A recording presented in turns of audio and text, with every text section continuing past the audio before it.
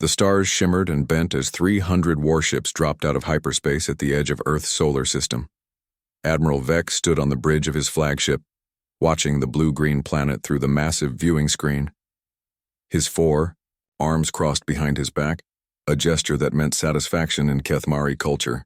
"Finally," he muttered through his breathing apparatus. "After 200 years of travel, we have arrived at the human homeworld." The Kethmari had been watching Earth through long-range sensors for centuries. They had seen a primitive species that used fire and simple tools. The humans should be easy to conquer, just like the 17 other worlds the Kethmari Empire had claimed. "Admiral," called Commander Nix from her station. Her purple skin glowed with excitement. "Our sensors are picking up something strange. The humans have technology we did not expect." Vex walked over to look at the data. Space stations orbited the planet. Ships moved between the planets. The humans had somehow advanced much faster than the Kethmari calculations predicted. "No matter," Vex said. "We have 300 ships. They cannot possibly resist us." But something felt wrong. Usually when the Kethmari fleet arrived at a new world, the inhabitants panicked.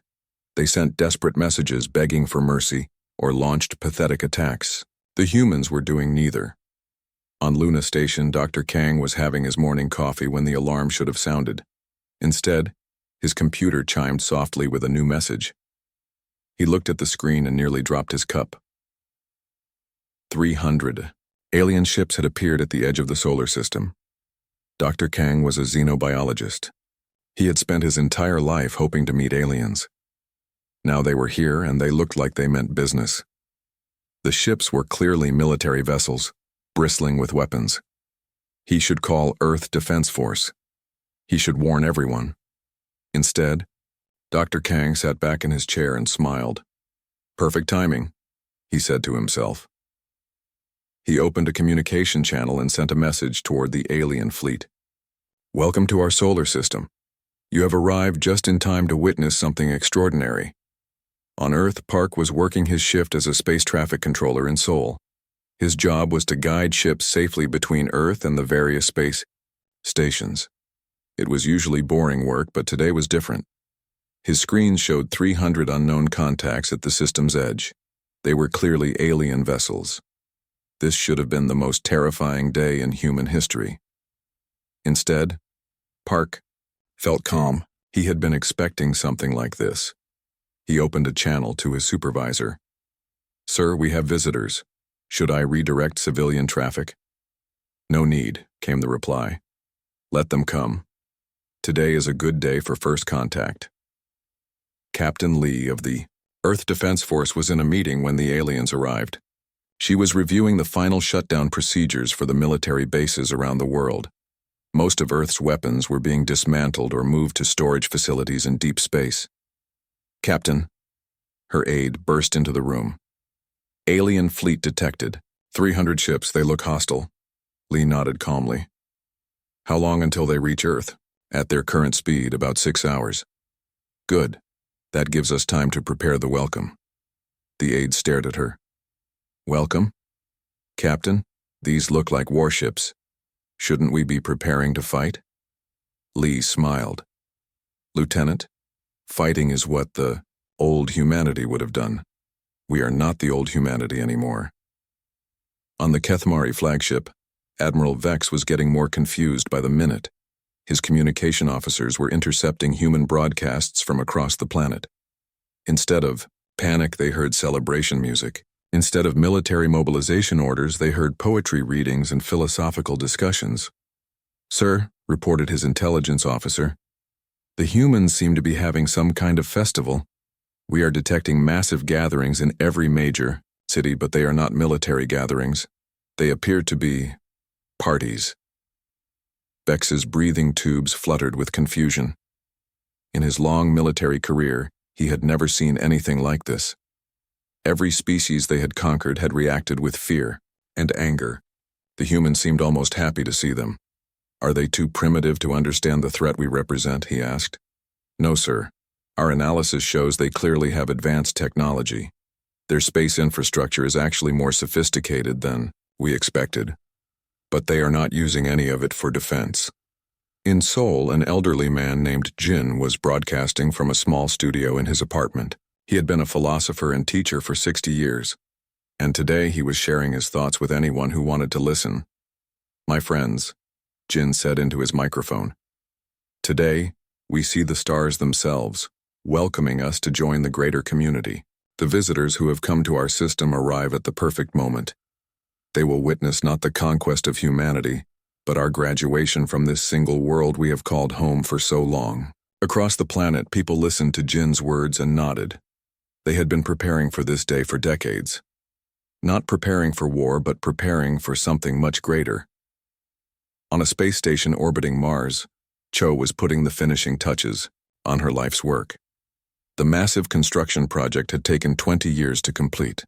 It looked like a ship, but it was unlike anything the Ketmari had in their databases. "Final systems check complete," she reported to her team. "We are ready for the great journey." Her assistant looked nervous. "But Cho? What about the aliens? They have so many ships." Cho looked through the viewport at the distant stars. "They will understand soon enough. Today marks the end of one era and the beginning of another. We have been waiting for witnesses to this moment. The universe has provided them." Back on the Kethmari flagship, Admiral Vex was reading the latest intelligence reports. The more his officers learned about the humans, the stranger everything became. The humans had faster-than-light communication. They had energy sources the Kethmari couldn't identify. Their space habitats were marvels of engineering, yet none of it was being used for war. "Admiral," Commander Nix approached him carefully, "I have a theory about the human behavior." "Speak." "What? If they are not preparing to fight us because they do not need to fight us? What if they have capabilities we do not understand?" Vex considered this. It was possible. The Kethmari Empire was strong because they conquered weaker species. But what if the humans were not weaker? "Continue monitoring their communications," he ordered, "and prepare a diplomatic shuttle. Perhaps we should talk to these humans before we make any assumptions about their intentions." As the alien fleet moved deeper into the solar system, both species prepared for their first meeting. Neither knew that this encounter would change everything they thought they knew about strength, wisdom, and what it truly meant to be advanced. Commander Nick stood in the intelligence center of the Kethmari flagship, staring at screens filled with human communications data. She had conquered 12 worlds alongside Admiral Vex, and every conquest had followed the same pattern. First came fear, then desperate attempts at negotiation, then hopeless resistance, and finally surrender. The humans were following none of these patterns. "Report," Admiral Vex said as he entered the center. Nix gestured at the displays. "Sir, the humans are behaving unlike any species we have encountered. They know we are here, they know we have weapons, but they are not afraid."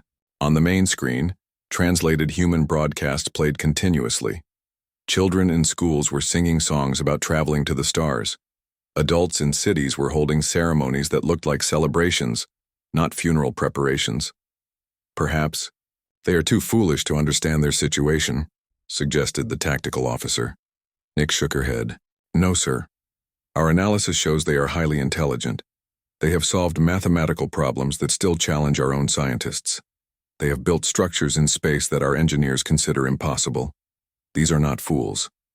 "Admiral," Vex watched a broadcast from Seoul, where an elderly human named Jin was speaking to a large crowd. The human's words were calm and thoughtful, not the desperate rhetoric of a leader trying to rally his people for a hopeless fight. "My fellow humans," Jin was saying, "today we stand at the threshold between what we were and what we will become. Our visitors from the stars arrive at the moment when humanity is ready to join the greater cosmos. They will witness our transformation from a single-world species to citizens of the galaxy." "What does he mean by transformation?"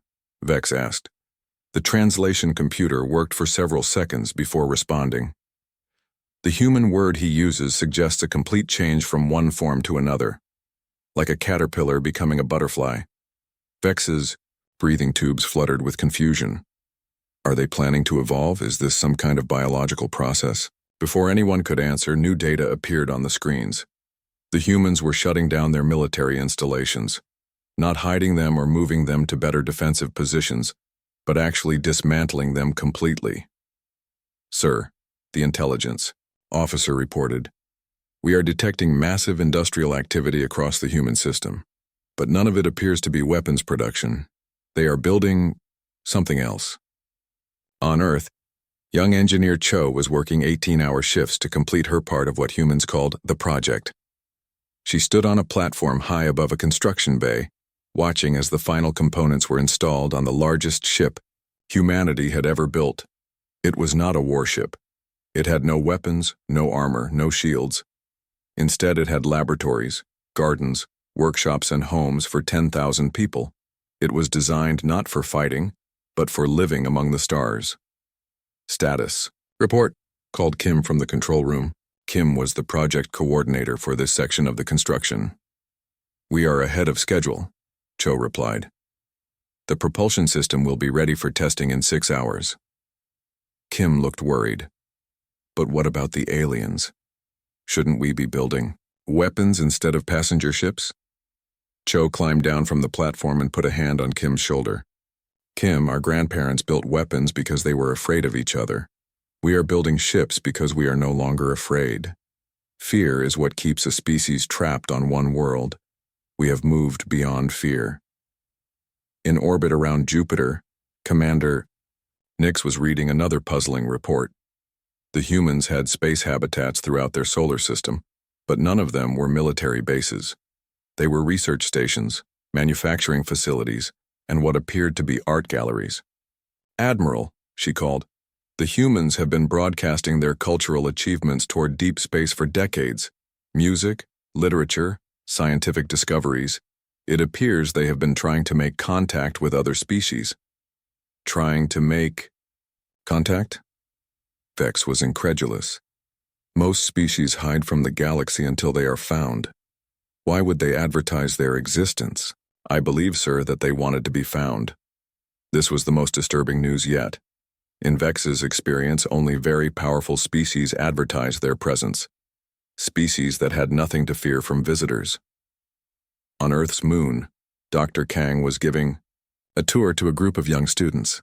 They stood in the observation dome of Luna Station, looking out at the approaching alien fleet. "Are they going to hurt us?" asked one of the children. Dr. Kang smiled.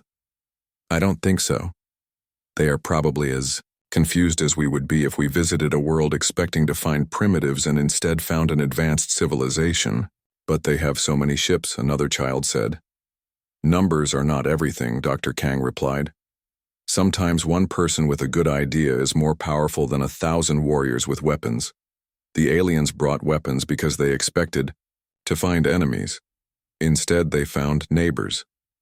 The children looked puzzled, but Dr. Kang could see they were trying to understand. That was the difference between the old humanity and the new. The old humanity would have taught children to fear the unknown. The new humanity taught them to be curious about it. Back on the Kethmari flagship, Admiral Vex was reviewing his invasion plans. They all assumed human resistance. They assumed the humans would try to protect their homeworld. But what if the humans didn't care about protecting Earth? "Commander Nix," he called. "What is the strategic value of the human homeworld?" Nix consulted her files. "It has abundant water, suitable atmosphere, and rich mineral resources. It should be highly valuable to them. Then why are they not defending it?" Before Nix could answer, the communication officer announced an incoming message from the human system. "Admiral, the humans are attempting to contact us." On the main screen appeared a human female in the uniform of their space service. She had short black hair and calm eyes. She spoke directly to the camera without notes or advisors visible. "Greetings, travelers from distant stars. I am Captain Lee of Earth's Space Service. We welcome you to our solar system. We understand that your arrival may have been intended as a military action, but we would like to offer you something different. We invite you to witness humanity's next great step forward." The transmission ended. Admiral Vex stared at the blank screen. In 200 years of military service, no one had ever invited him to witness their great step forward. Usually, they begged him not to witness their final destruction. "Sir," Commander Nick said quietly, "what if they are not afraid because they do not need to be afraid?" Vex turned to look at her. "What do you mean?" "What if the humans have grown beyond the need for war? What if they have found a better way?" In his private chamber that night, Admiral Vex reviewed everything they had learned about the humans. They had advanced technology, but they used it for exploration and creation, not conquest. They had vast resources, but they shared them freely among their population. They had detected the Kethmari fleet years ago, but instead of building weapons, they had accelerated something called the Great Journey. For the first time in his career, Admiral Vex wondered if the Kethmari way was the only way. What if strength didn't have to come from conquest? What if advancement didn't require taking from others? These were dangerous thoughts for a Kethmari admiral. But as he looked at the peaceful blue world growing larger in his view screen, Vex began to suspect that the humans were about to teach his people something they had never learned in all their centuries of war. The diplomatic shuttle descended through Earth's atmosphere like a silver needle threading through blue silk. Ambassador Theiss watched through the viewport as the human homeworld grew larger below her. Cities sparkled like jewels, but there were no defensive weapons visible anywhere. No orbital cannons tracked their approach. No fighter squadrons intercepted them. It was as if the humans trusted them completely. "Ambassador," her pilot reported, "the humans are guiding us to a landing site in a place called Geneva. They say it has historical significance as a place where their species made peace agreements." Theiss nodded. Even their choice of meeting place suggested the humans were thinking about peace rather than war. The shuttle landed in a garden beside a building that looked more like a museum than a military facility. Humans waited outside, but they were not soldiers. They wore simple clothes and carried no weapons. An elderly man with silver hair stepped forward as Theiss emerged from her shuttle. "Welcome to Earth," he said in accented but clear Kethmari language. "I am Professor Yoon. We have been preparing for this meeting for a long time." Theiss was surprised. "You speak our language?" Professor Yoon smiled. "We have been monitoring your communications for 3 years, ever since we detected your approach. Learning languages is something humans enjoy doing." They walked together into the building. Inside, Theiss saw displays showing human achievements in art, science, and engineering. But these were not boasts of military power. They were celebrations of creativity and discovery. "Professor Yoon," Theiss said carefully, "our fleet arrived expecting to find a species that needed to be conquered. Instead, we find a species that seems content. Why are you not afraid of us?" Yoon led her to a large window overlooking Lake Geneva. In the distance, construction sites dotted the landscape, but they were not building fortifications. "Ambassador Theiss, may I ask you something? When your people first achieved spaceflight, what did they do with that power?" Theiss thought for a moment. "We used it to find new worlds to settle. When we found worlds that were already inhabited, we took them." "And did that make your people happy?" The question surprised Theiss. Happiness was not something Kethmari leaders usually considered. "We became powerful. We became rich. Our empire grew." "But were you happy?" Theiss had no answer for that. Professor Yoon gestured toward the construction sites. "Humanity tried conquest once long ago. We conquered each other for thousands of years. Cities, nations, continents. We became very good at taking things from other humans. But we discovered something interesting." "What did you discover?"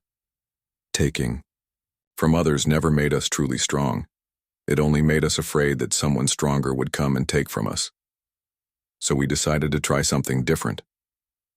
They were joined by another human, a woman named Sun, who wore the robes of what appeared to be a cultural historian.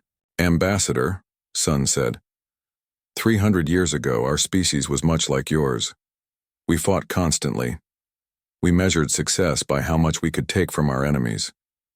But then we realized that our enemies were just other humans, people who wanted the same things we wanted: safe homes, enough food, the chance to learn and grow and explore." "So what changed?" Theiss asked.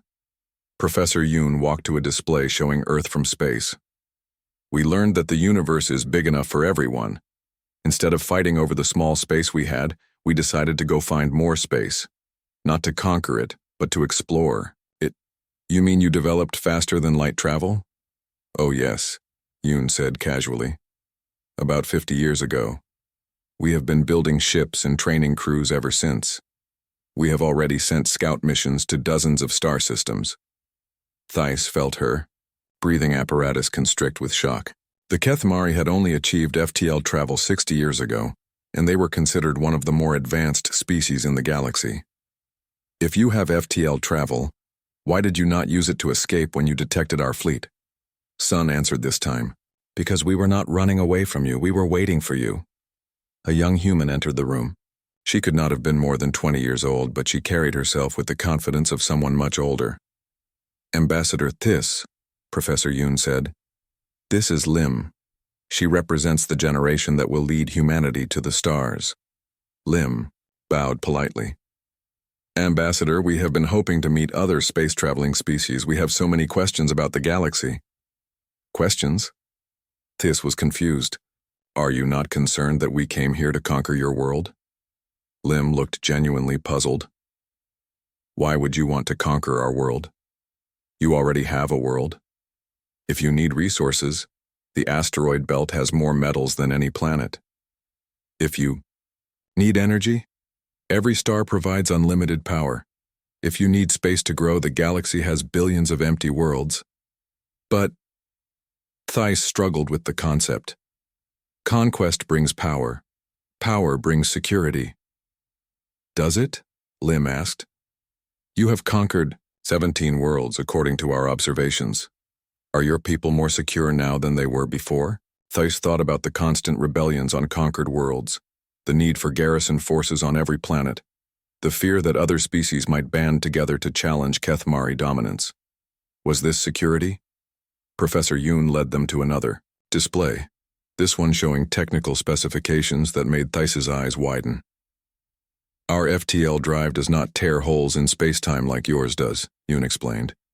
We found a way to work with the natural currents of the universe instead of fighting against them. It is faster, uses less energy, and does not damage the fabric of reality. How is that possible? Thais breathed. When you approach problems with curiosity instead of aggression, you find gentler solutions, Sun said. We did not set out to build better weapons than other species. We set out to build better tools for exploration. Lim activated another display. We have also developed terraforming techniques that enhance existing ecosystems instead of destroying them, and we have learned to communicate with 17 other species across the galaxy. 17 other species? Thais was shocked.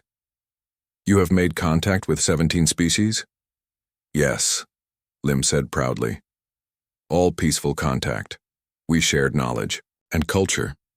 Some of their artists are creating works with human musicians. Some of their scientists are working with our researchers on projects that benefit everyone. Thys felt her world shifting beneath her feet. The Kethmari Empire had assumed they were among the most advanced species in the galaxy. They had never attempted peaceful contact with anyone. The idea had never occurred to them. Ambassador, Professor Yoon said gently, we know your people are strong warriors, but we wonder if they might be interested in learning to be something more. What do you mean? Sun stepped forward. We mean that strength can be used to protect and create, not just to conquer and destroy. Your fleet arrived here expecting to take our world from us. Instead, we would like to offer you something much more valuable. What could be more valuable than a planet? Lim smiled. A place in the community of species that explores the galaxy together, a chance to discover wonders instead of just claiming territory. A chance to be remembered not as conquerors but as pioneers. Ambassador Thys looked out the window at the human construction projects. Now she could see what they really were. Not military preparations but launch facilities for colony ships. The humans were not preparing to fight for their world. They were preparing to leave it. You are abandoning your homeworld? She asked. Not abandoning, Professor Yoon corrected. Graduating from it. Earth will always be our home, but it will not be our only home. We are ready to become a multi-world species. Today marks the beginning of humanity's age among the stars. As the sun set over Lake Geneva, Ambassador Thys realized she had more to report to Admiral Vex than she had ever imagined. The humans were not a species to be conquered. They were a species that had already moved beyond the need for conquest. They had found a different path to the stars, and they were offering to share it. Admiral Vex stood on the observation deck of his flagship, watching something that should have been impossible. Below him, stretching across the void of space, human ships were launching from dozens of different locations throughout their solar system. But these were not warships fleeing a superior enemy. These were colony vessels, exploration craft, and research ships, all heading toward different destinations among the stars. "How many ships are we tracking?" he asked Commander Nix. "Over 400, sir. And more are launching every hour." Nix paused, checking her readings again. "Sir, some of these vessels are larger than our entire flagship. How did they build so many ships without us detecting them?" Admiral Vex had been wondering the same thing. The Kethmari had been monitoring the human system for years, yet somehow an entire fleet had been constructed in secret. "Perhaps they were not hiding them," suggested the tactical officer. "Perhaps we were not looking for the right thing." On the main screen they watched as a massive human vessel prepared for its maiden voyage. The ship was called the New Dawn, and its captain was a human named Ryu. Unlike Kethmari vessels, which were built for war, the New Dawn looked like a flying city. Gardens were visible through transparent sections of the hull. Children played in recreational areas. Families waved goodbye to friends and relatives who were staying behind. "Captain Ryu is requesting permission to demonstrate his ship's capabilities," the communication officer reported. Admiral Vex was curious despite himself. Grant permission. What happened next changed everything the Kethmari thought they knew about space travel. The New Dawn did not activate the violent, energy-intensive drives that Kethmari ships used. Instead, it seemed to simply fade from normal space, slipping into faster-than-light travel as smoothly as a fish diving beneath the surface of water. "Analysis!" Vex demanded. His science officer was staring at her instruments in disbelief. "Sir, their FTL drive produces no gravitational distortions, no energy spikes, no damage to space-time. It is as if they found a way to travel between stars, without fighting the laws of physics. That is impossible." "Apparently not, sir." The New Dawn reappeared several minutes later near the orbit of Pluto, having traveled a distance that should have taken hours in mere minutes. "Sir," Commander Nix said quietly, "if they can travel that efficiently, they could outrun our entire fleet without effort." Admiral Vex was beginning to understand. The humans were not staying to fight because they did not need to fight. They could simply leave.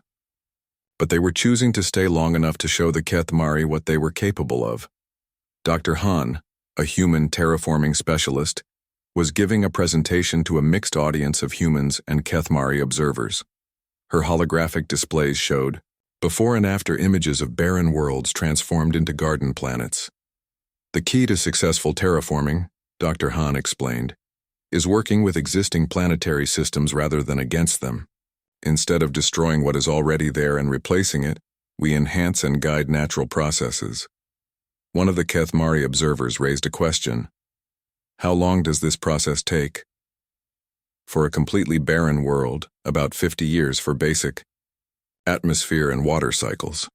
Another 100 years for complex ecosystems." Dr. Han smiled. "We know that seems slow compared to simply taking worlds that are already inhabited, but the results are much more stable." Admiral Vex, watching the presentation from his ship, felt a strange sensation. The humans were not just showing off their technology, they were teaching. They actually wanted to share their knowledge. On a space station orbiting Saturn, young physicist Bayek was calibrating instruments for humanity's next great project. She was barely 25 years old, but she had already made discoveries that impressed professors twice her age. "The quantum resonance fields are stable," she reported to her team. "We are ready to begin construction of the first interstellar communication network." Her supervisor, an older human named Park, looked over her calculations. "Beck, are you certain this will work?" Real-time communication across galactic distances has never been achieved. Beck nodded confidently. The math is solid. By creating quantum entanglement on a macro scale, we can send messages instantly across any distance. The network will connect all human colonies and allow us to maintain our civilization, even when we are spread across the galaxy. What impressed Admiral Vex most was not the technology itself, but the casual way the humans discussed it. They were not boasting about their achievements. They were simply solving problems and moving forward. A message arrived from the human government requesting another meeting. This time they wanted to show Admiral Vex something special. The meeting took place on Luna Station, where Dr. Kang waited with a collection of data files and star charts. "Admiral Vex," Dr. Kang said, "we wanted to share something with you. We have not been alone in the galaxy for quite some time." The star charts showed human exploration routes stretching across dozens of light years. Each route ended at a star system marked with symbols indicating intelligent life. 17 species, Dr. Kang continued. All contacted peacefully, all now part of what we call the Galactic Cooperation Initiative. Admiral Vex stared at the charts. "You have contacted 17 species and formed alliances with all of them?" "Not alliances in the military sense," Dr. Kang corrected. "Partnerships. We share knowledge, culture, and resources. The Zephyrians taught us advanced mathematics. The Crystalline Collective showed us new forms of art. The Void Swimmers shared their understanding of space-time navigation. And what did you give them in return?" Dr. Kang smiled. "Music, philosophy, our perspective on problem-solving. And most importantly, we showed them that it is possible for different species to cooperate without anyone needing to dominate anyone else." Admiral Vex felt something he had never experienced before. It might have been envy, but it was mixed with something else. Hope, perhaps. "Admiral," Dr. Kang continued, "your species has great strength and courage. Those are valuable qualities, but they can be used for creation as well as conquest. The galaxy needs explorers, builders, and protectors. We would welcome the Kethmari as partners in that work." Back on his flagship, Admiral Vex called a meeting of his senior officers. For the first time in his career, he was questioning the mission he had been given.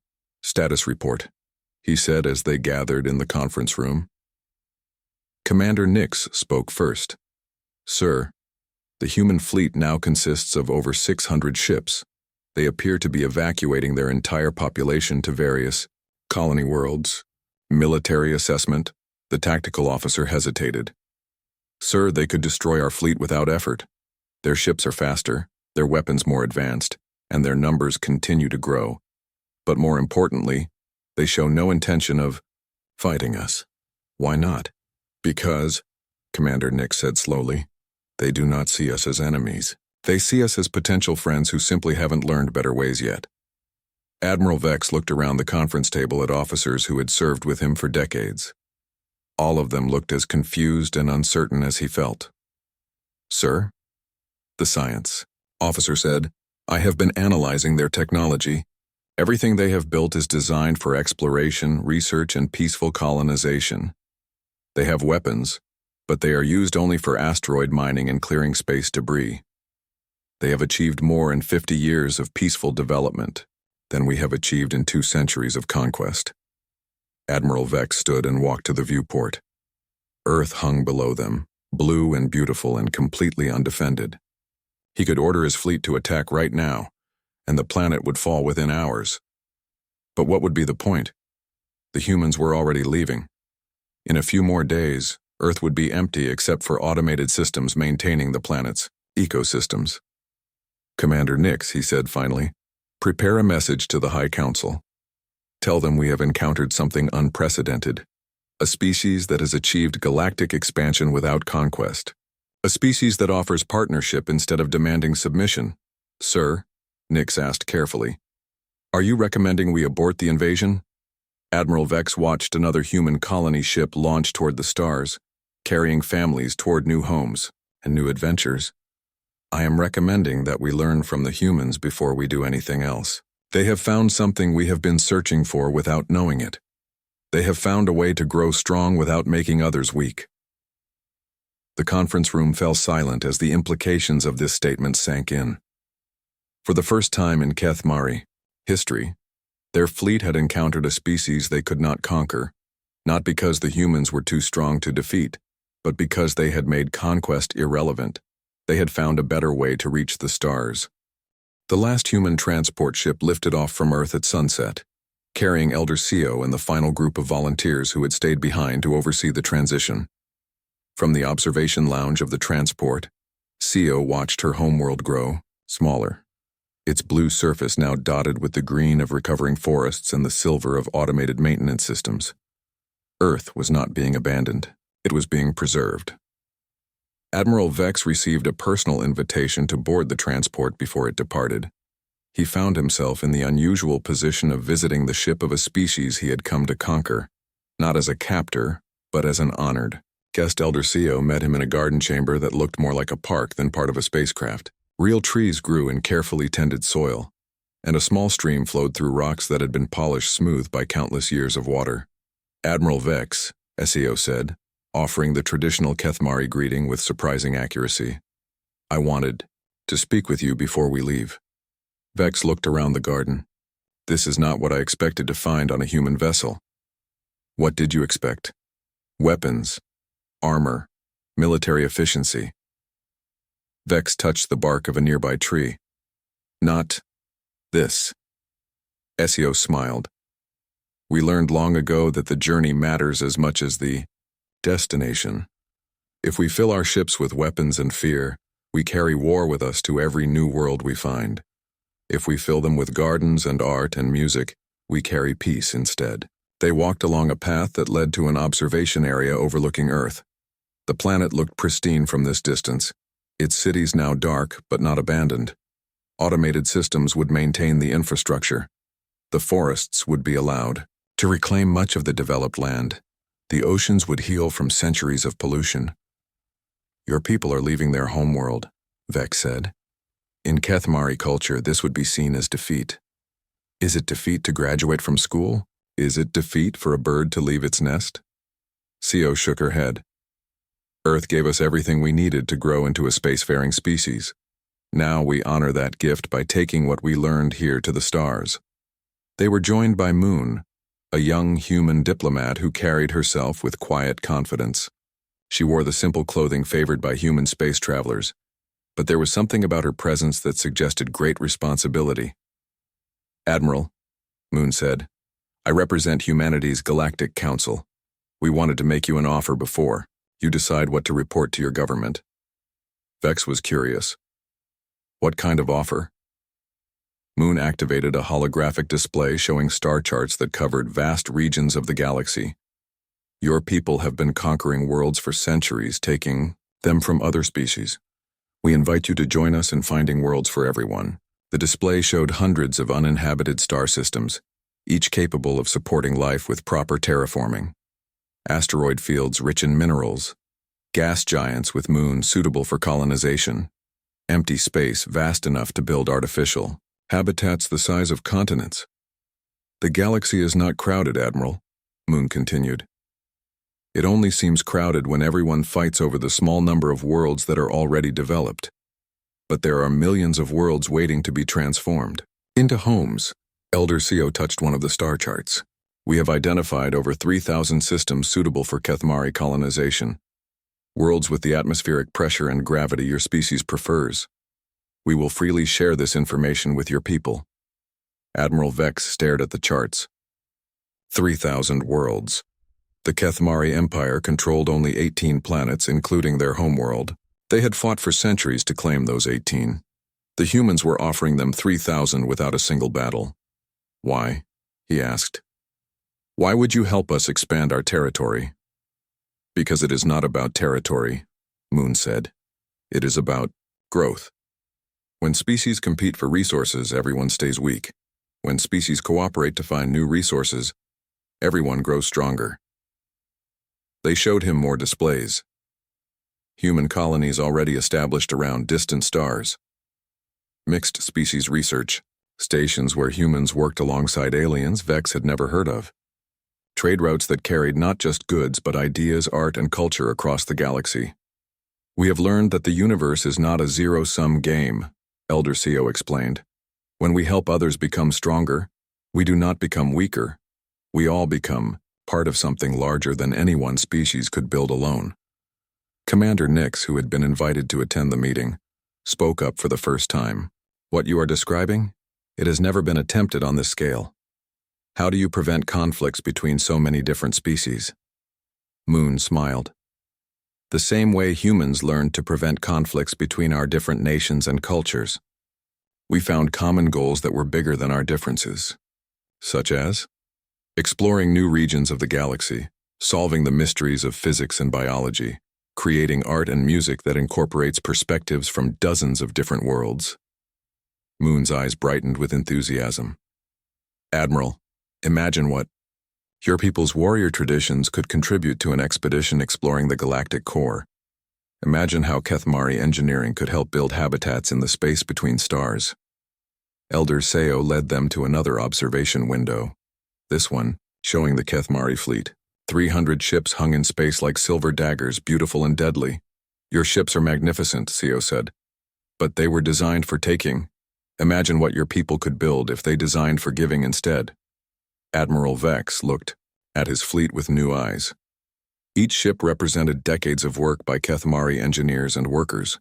Millions of hours of effort and creativity, all focused on the single goal of conquest. What could his people achieve if they applied that same effort to exploration, to creation, to helping other species reach the stars? There is something else. We want to show you, Moon said, leading them to a communication station. We want you to meet some of our partners. The screen lit up with faces from across the galaxy. A crystalline being whose thoughts created visible patterns of light. A gaseous entity that lived in the atmosphere of a gas giant.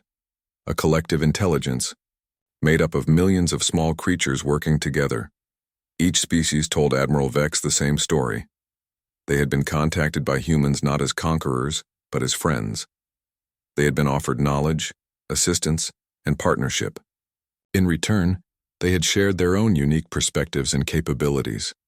The galaxy is full of wonders we never imagined, said the crystalline being. But we only discovered them when we stopped fighting each other and started working together. The gaseous entity spoke in harmonics that the translation computer rendered as music. Humans taught us that strength comes not from dominating others, but from helping them become their best selves. Admiral Vex felt something shifting deep in his consciousness. For his entire life, he had believed that power came from taking what others had. But what if power actually came from helping others achieve what they never thought possible? Elder Seo walked with him to the transport's exit hatch. Through the transparent walls, Earth hung below them like a blue jewel, peaceful and protected. Admiral, Seo said, your fleet came here expecting to witness the conquest of humanity. Instead, you have witnessed the end of humanity's single-planet era and the beginning of our galactic age. You can report this to your leaders as a military failure, or you can report it as the discovery of something that could transform Kethmari civilization. As Admiral Vex prepared to return to his ship, Moon handed him a data crystal. This contains everything we have learned about peaceful space travel, terraforming, and interspecies cooperation, she said. It also contains an open invitation for the Kethmari to join the Galactic Cooperation Initiative. Not as conquerors or subjects, but as equal partners. What if my government refuses? What if they order me to take Earth anyway? Elder Seo looked out at the pristine planet below them. Earth will remain here, protected but uninhabited. A reminder that some things are more valuable when they are preserved than when they are possessed. Your people can take it if they choose. But they cannot take what we have become. They cannot conquer an idea whose time has come. Admiral Vex returned to his flagship, carrying the data crystal and the weight of a decision that would define his people's future. Commander Nix was waiting for him on the bridge.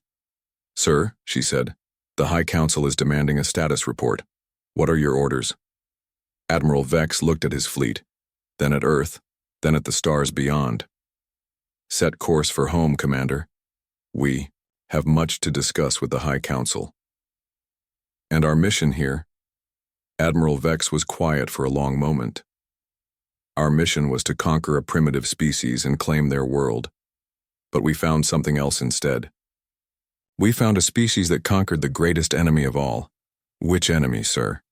The belief that the universe is too small for everyone to prosper. As the Kethamari fleet turned toward home, the last human transport ship engaged its FTL drive and disappeared among the stars.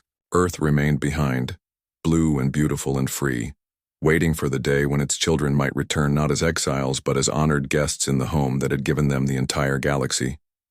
Admiral Vex carried with him the knowledge that would transform his people forever. The age of conquest was ending. The age of cooperation had begun. And it all started with a species that had learned the most difficult lesson of all.